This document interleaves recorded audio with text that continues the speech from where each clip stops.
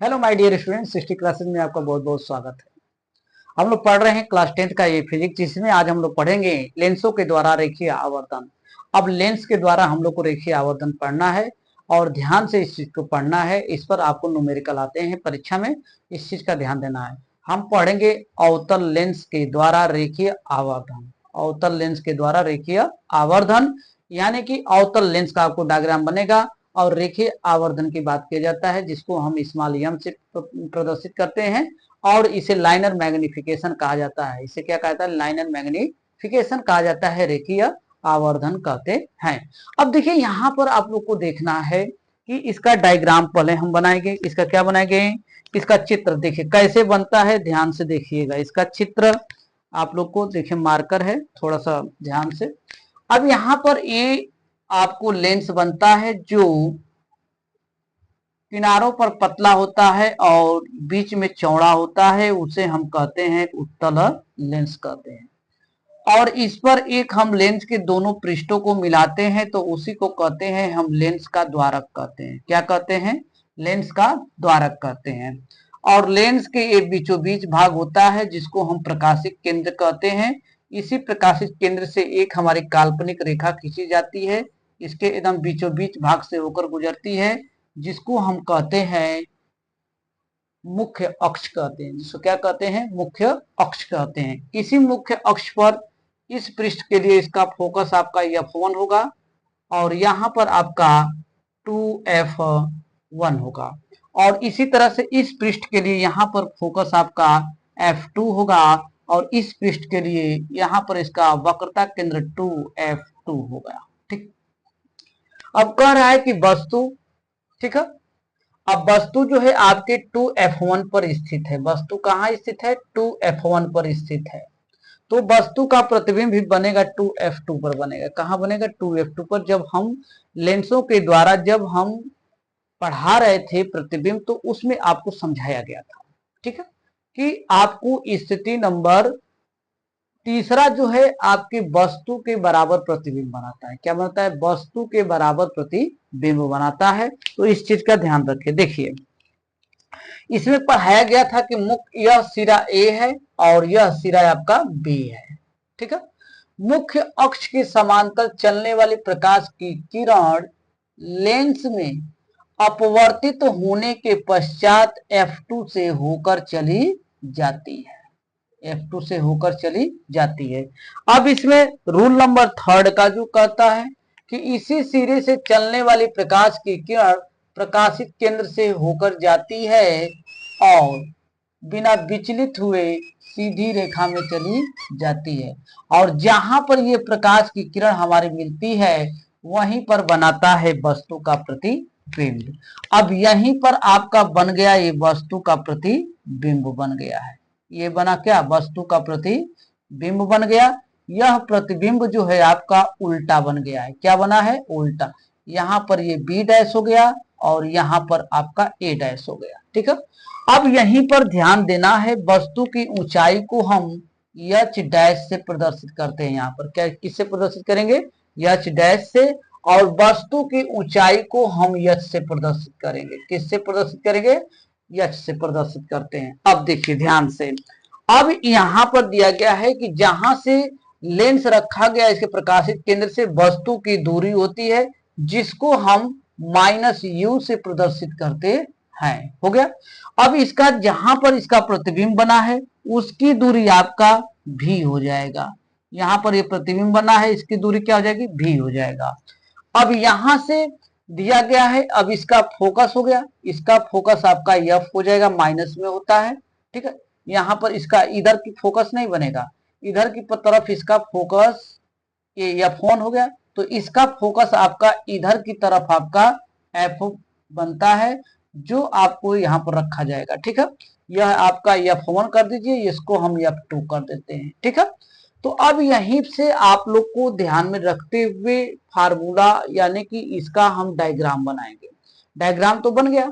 अब यहीं से इसका हम लोग परिभाषा करेंगे। परिभाषा क्या होता है? देखिए ध्यान से, एक बार देखेंगे एकदम ध्यान से समझ में आ जाएगा कि परिभाषा कैसी बनता है।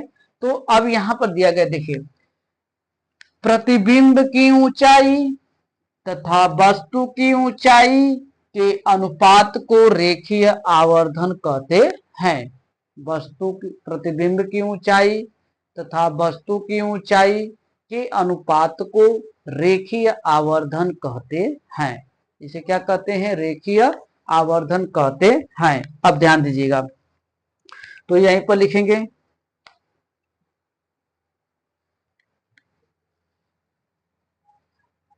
यदि किसी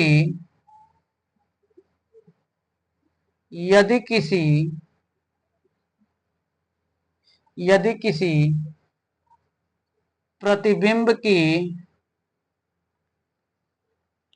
ऐसे लिखिएगा,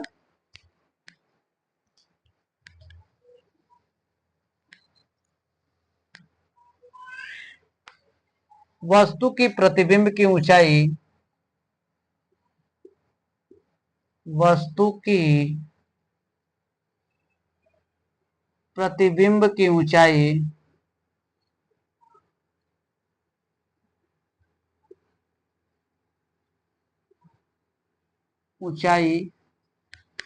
तथा वस्तु की ऊंचाई के अनुपात को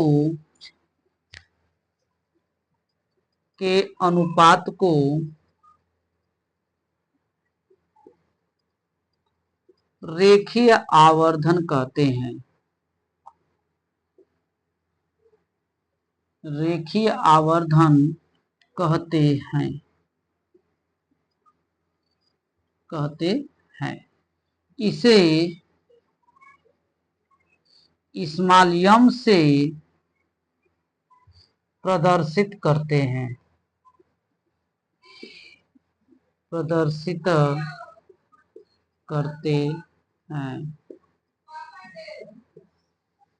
ठीक है, अब यहां पर हो गया स्मॉल m से प्रदर्शित करते हैं। यहीं पर कहीं कहीं आपको वस्तु की ऊंचाई को बिंब की ऊंचाई कहता है। ठीक है, ध्यान में रखिएगा, बिंब आपकी वस्तु की ऊंचाई होती है। ठीक है, तो अब यहीं पर फार्मूला हो जाएगा आपका रेखीय आवर्धन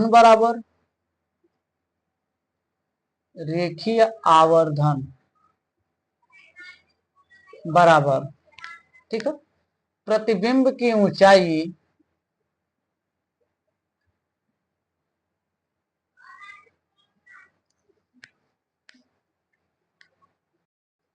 यहां पर दिया गया है कि रेखीय आवर्धन बराबर होता है प्रतिबिंब की लंबाई। आप लंबाई भी लिख सकते हैं या आप इसको ऊंचाई भी लिख सकते हैं। ठीक है, इसको आप प्रतिबिंब की लंबाई भी लिख सकते हैं या तो ऊंचाई भी लिख सकते हैं। होल की अपान हो जाएगा आपकी वस्तु की लंबाई या ऊंचाई। यहां पर हो जाएगा वस्तु की लंबाई या ऊंचाई। ठीक है, ध्यान दीजिएगा, यहां पर मैं लिख दिया कि रेखीय आवर्धन बराबर प्रतिबिंब की लंबाई, ठीक है, प्रतिबिंब की लंबाई या ऊंचाई बटा में वस्तु की लंबाई या ऊंचाई। तो आपको पता है कि बताया गया है कि हम आवर्धन को स्मॉल m से प्रदर्शित करते हैं। किससे प्रदर्शित करते हैं? स्मॉल m से। m बराबर प्रतिबिंब की लंबाई, देखिए क्या प्रदर्शित किया गया है, h डैश किया गया है, h डैश अपान वस्तु की लंबाई को देखिए किससे प्रदर्शित किया गया है, h से प्रदर्शित किया गया है, h से। अब यहां पर देखिए, जब हम जानते हैं कि मुख्य अक्ष के नीचे जब वस्तु का प्रतिबिंब बनता है तो वह हमेशा किस में होता है? माइनस में होता है। क्या होता है? माइनस में होता है। अब यहां से रखा गया, यह आपका निकल गया रेखीय आवर्धन का फार्मूला। अभी पूरा नहीं निकला है, अभी ध्यान दीजिएगा, अभी पूरा नहीं हुआ है। अब यहां पर देखना है कि अब लेंस से वस्तु की दूरी, यहां पर ये C है, देखिए यहां पर C है। ठीक है, अब यहां पर C हो गया। अब यहां पर दिया गया है तो अब इसके आधार पर आपको प्रस्तुत करना है। ठीक है, कि अब देखिए, अब यहां से लेंस से वस्तु की दूरी, यहां पर लिखेंगे कि लेंस से वस्तु की दूरी, लेंस से वस्तु की दूरी आपको दिया गया है सीबी, सीबी बराबर आपको दिया गया है -u। अब लेंस से प्रतिबिंब की दूरी, लेंस से प्रतिबिंब की दूरी, प्रतिबिंब की दूरी, ठीक है, आपको दिया गया इसकी दूरी C B dash, C B dash बराबर भी हो जाएगा। ठीक, तो अब इसी के हम इसके समकक्ष में रखते हैं। आप जानते हैं जब एक त्रिभुज आपका बन रहा है तो इसकी भुजा और इसकी भुजा दोनों आपस में क्या होती है, बराबर होती है। आप लोग समझे, ये मैथ पढ़ते हैं तो यहीं से हो जाएगा आपका m बराबर -h डैश अपान h बराबर यहीं से हो जाएगा आपका v बटा के -u हो जाएगा। अब यहां पर ये माइनस से माइनस आपका कट जाएगा तो m बराबर h डैश अपान h बराबर v अपान u हो जाएगा। यह आपको फार्मूला बन गया। आवर्धन का कोई मात्रक नहीं होता है, ध्यान रखिएगा, आवर्धन का कोई मात्रक नहीं होता है। ठीक है, यही आपके अवतल लेंस के लिए आवर्धन होगा, यही उत्तल लेंस के लिए आवर्धन होगा। ठीक है, यही अवतल लेंस के लिए आवर्धन है, यही उत्तल लेंस के लिए आवर्धन। तो यहां पर लिख देंगे नोट में, यही अवतल लेंस के लिए